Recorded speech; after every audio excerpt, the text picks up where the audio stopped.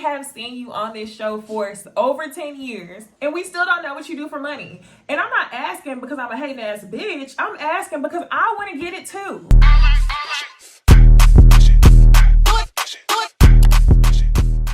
Hey y'all, it's Necey Dixon. Welcome back to my YouTube channel. If you are new here, welcome. And yeah, welcome back y'all. So tonight we're about to review season 13, episode 6 of Real Housewives of Atlanta. And y'all, I was pleasantly surprised with this episode. I know a lot of people on Twitter wasn't really here for it, but I think this is, again, one of the best episodes we got. What I'm hoping is for episode 7, y'all take it up another notch, because I felt like we were getting somewhere in episode 3. Then episode 4 came on. It was boring, snooze fest. Episode 5, wait, where are we at? I can't remember, y'all, but at the beginning, the first 2 episodes were boring. Then whatever episode Drew jumped in, it was good. Drew went away, it was bad. And then this episode, it was okay. So if y'all can just keep the same momentum, I think I can endure this for a whole 20 episodes. First thing, Cynthia, good job. Well done, y'all. I was not, too underwhelmed with the wedding conversation. Well, I will say, I didn't really want to hear about the wedding, but this conversation was a little bit different. So 2 things we're going to talk about really big. The first thing we're going to talk about is just a little scenery. Second thing is going to be Cynthia. And I guess 3 things. The last thing will be Kandi cares. So let's start off with the episode, y'all. We get Cynthia and Mike. Cynthia is wearing her locks, and I think her locks look so cute, but it brought me back to whenever Marlo said, bitch, she was looking like Bob Marley at the little hotel slumber party. So that was funny, y'all. So the conversation between Cynthia and Mike is that they have 167 confirmed guests of 250. And for whatever odd reason, Cynthia and Mike didn't really expect 250 people to come. So I know that whenever people throw weddings and events, they only expect like a % of people to come. But my thing is, cynthiabailey, everybody has been in the house this whole quarantine, right? They want to get out.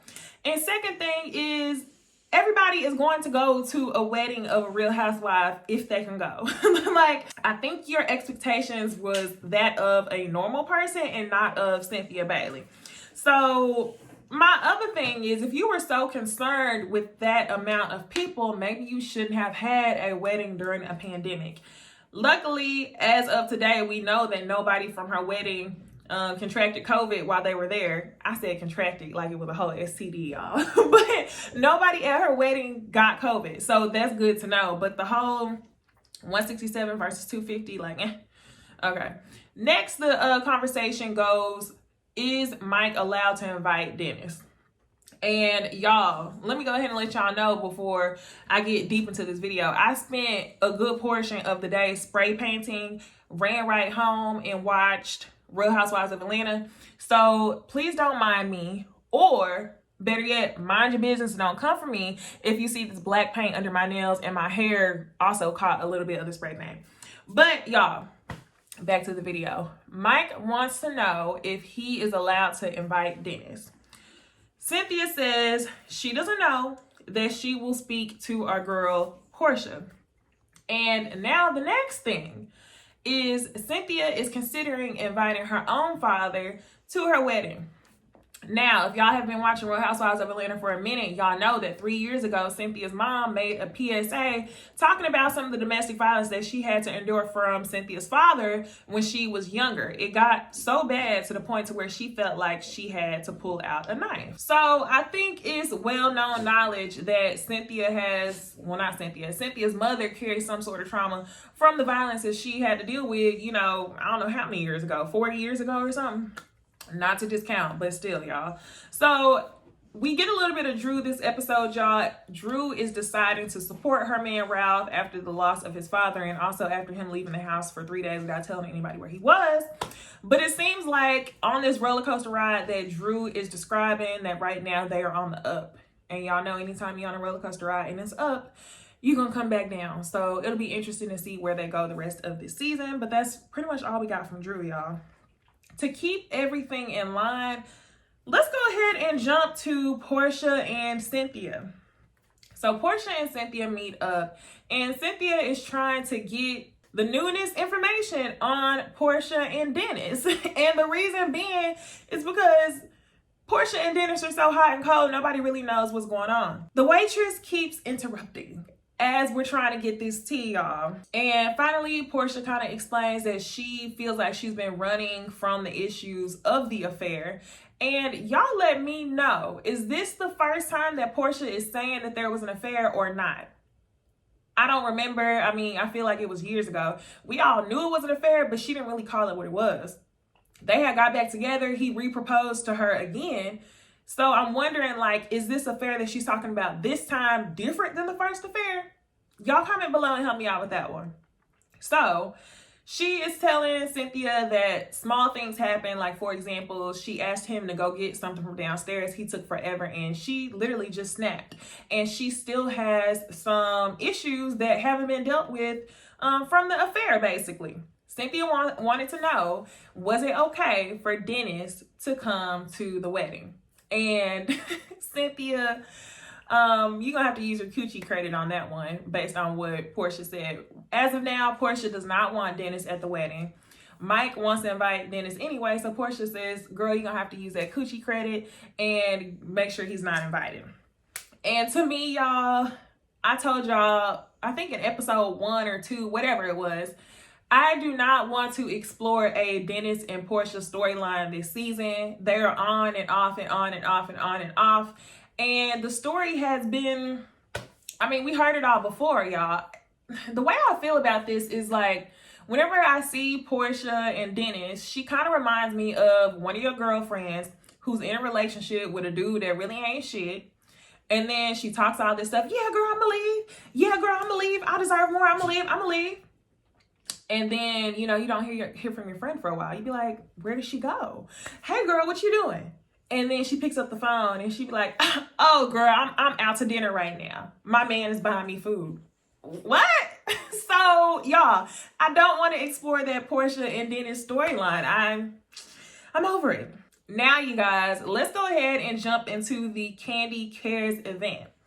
Well, not the event so much. Let's jump into Kandi first.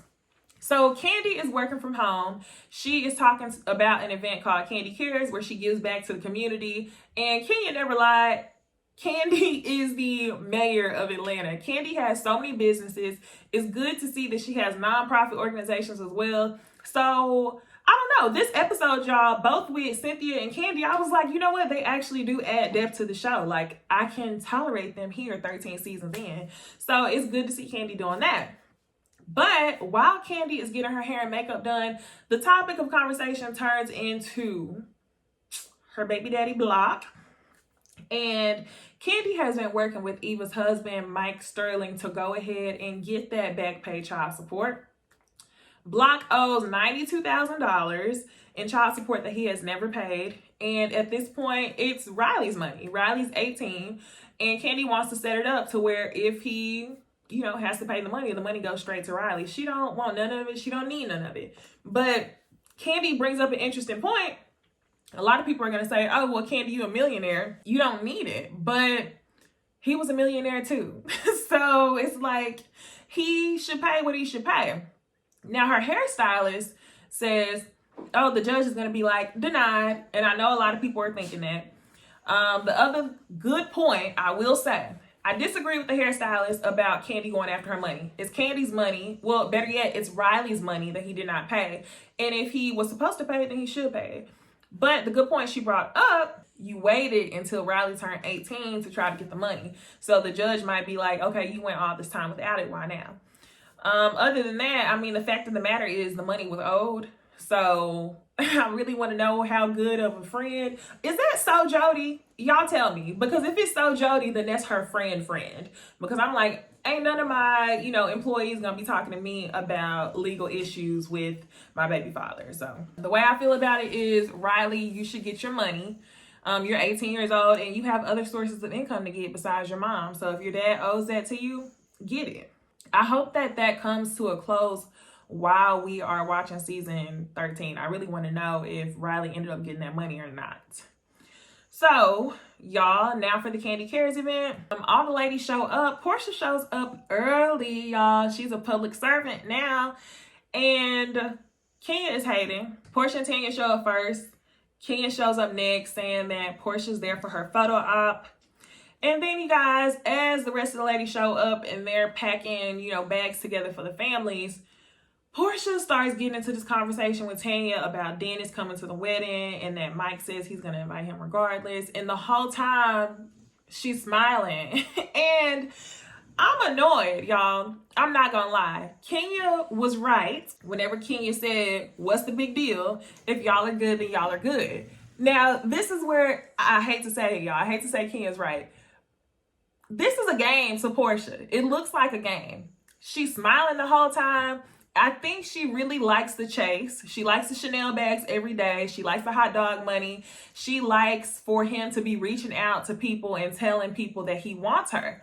So y'all are going to be good. And my thing is like, if he cheated on you and you know that you're going to stay, why is it everybody else's business? And for two, why is this the game that y'all play? This is like not something that I'm about to entertain. So Kenya, you're right. Although your statement came out of bitterness, you're right. That's how I felt about it. Why are we doing this? So yeah, fake concern about Dennis. All the ladies get together at the Kandi Cares event, and Marlo hands over a $5,000 check. And as soon as I seen that, I said, what the fuck does Marlo do for money? Marlo, teach us your ways. We have seen you on this show for seasons, over 10 years. And we still don't know what you do for money. And I'm not asking because I'm a hating ass bitch. I'm asking because I want to get it too. I want to live that life. How do you have this? Like, how do you have money and you're so low key? I want to know. So Marlo gets $5,000. We also know Portia gave $5,000 too. So she's not just talking about it. She's being about it. I want to know how much Kenya donated as well. While the ladies are there, they get a FaceTime call from Drew. I know a lot of people were wondering why Drew was not there.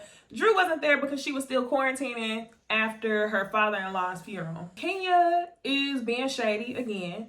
And then you'll hear Portia say in the background to Kenya, how you gonna be shady just that quick? Y'all, this is already kind of showing us the divide between the group, because if y'all have been paying attention to the tweets, Portia and Drew are cool. So it kind of seems to be like Portia and Drew versus Latoya and Kenya.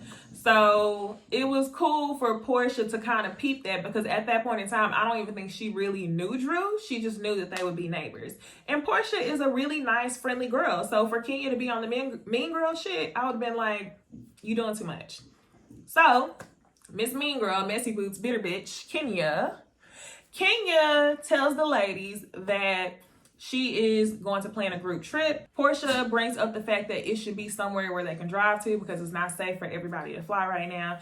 And they come up with the idea of Charleston, y'all. And we have been hearing about this since it happened. This is where we know Strippergate is gonna go down. Cool event, Kandi. Nice to see the ladies get together. Marlo had a check. Kenya came through as always, being a hater, but you know, really nice event. Last scene of the night, y'all. Cynthia is with Noelle. Noelle is here for 2 weeks, looking just like Leon. Noelle is beautiful, y'all, but she looks just like her dad. Noelle and Cynthia are going to go see Cynthia's mom. And this is where Cynthia wants to talk to her mom about potentially inviting her dad to the wedding. First, they show up and Mal done ate all the food. See, this is why I have to show up to my mama and daddy house early, okay? I'm one of 4 siblings and it's lots of grandchildren and everybody else running around the house. So I show up early to get my plate. But Mal got a body yaddy yaddy, and it's from them yams and pork chops that she was eating. So she shows up, half the food is gone. But Cynthia gets her plate nonetheless, and then they sit down and have a conversation. Cynthia brings up the fact that she is considering inviting her dad to the wedding, and she wanted to know what her mom thought. Her mom says, well, I'll wear my mask over my eyes. And Mal is kind of on the same page as Cynthia, where, you know, I think Cynthia and Mal are to the point to where, like, at the end of the day, that's my dad. He's not going to be here forever, so I kind of want to enjoy him while he's here. Now, while I agree with that part, y'all, while I agree with trying to make the best of relationships with your parents, My thing is, Cynthia, you said in that scene that you hadn't talked to your father or seen your father in 3 years since the PSA. So to me, if that's not someone who you talk to regularly, and then even at the beginning of the episode, your father has never met your fiance. So if your father has never met your fiance, you hadn't seen your father in years, your daughter has only seen your father one time, I feel as if you may be opening up a can of worms. Maybe an event where your mom is going to be there is not the event to have both of your parents in the same room at the same time. If that's a relationship that you want to be working on, maybe it's something that you should have been working on pre-pandemic, or now that you know that you are going to be married, that's a relationship that you should have been, you know, calling him on the phone, talking to him and things like that. Now, it didn't seem to me like she had been talking to him on the phone, because she said it had been years since she's seen him. And correct me if I'm wrong, in that scene, she said that she hadn't talked to him since the PSA. So her mom, you know, expresses her concern with her dad being there. She don't want to see him. Like, she's been through a lot. And although it was years and years ago, she still carries that weight. The other thing that I thought was very interesting was in this scene, Cynthia's mom says, y'all had me out there doing that PSA talking about domestic violence. And Cynthia was like, well, I thought you knew what a PSA was. So y'all know old people don't be knowing what like all of our little words are, stuff like that. So I don't know if her mom was truly put on the spot. I don't think she was put on the spot. I think her mom brought that moment up because she was embarrassed by the backlash that she received from doing the PSA. So y'all, you're not gonna tell me you showed up there, watched all those ladies do their takes, and you not know that this was gonna be something that you had to talk about. So I think that Cynthia's mom's issue is with all of the stuff that the people in the little town is saying and all the backlash that she got from speaking on that man, because I feel like a lot of the old generation is, okay, men beat their wives, everybody know about it, but don't talk about it. I think she was just embarrassed in that she used that moment to act like she didn't know that that's what it was. I don't think it's not what you thought it was. I think you didn't know that people were going to judge you for speaking your truth. So, in my opinion, should Cynthia invite her dad? No, not right now. I don't think you should. It's not a relationship that you are consistently upkeeping. So why wait until your wedding to open up a can of worms and have your mom be uncomfortable the whole time? Another thing is Cynthia and Mike went and got their wedding license, and this time they are not going to lose it. Like y'all remember 10 years ago, Mal and her mom was trying to hide the wedding license from her and Peter. And when I saw that flashback was from 10 years ago, I was like, wow, y'all, I have really been watching Real Housewives of Atlanta forever. So I think this episode was pretty good. Cynthia, you brought some really interesting conversations to the table. I love what Kandi was doing. Portia, I am tired of talking about you and Dennis. I told y'all it's like having a girlfriend, and it's like, if you're not serious, like, stop talking to me about it. I've literally had people where if you complain about something and you're not going to do nothing different, stop talking to me about it. So Drew and Ralph are on a good spot. And other than that, y'all, I think that was it. But I thought this episode was okay. I'm not mad at it. Hopefully it's up from here, and it's not too many more episodes before they go to Charleston and they drag this whole stripper gate thing out. But other than that, y'all, comment below. Let me know what y'all thought about tonight's video, and I will see y'all in the next one. Bye. 48 hurt. 48 hurt. 48 hurt.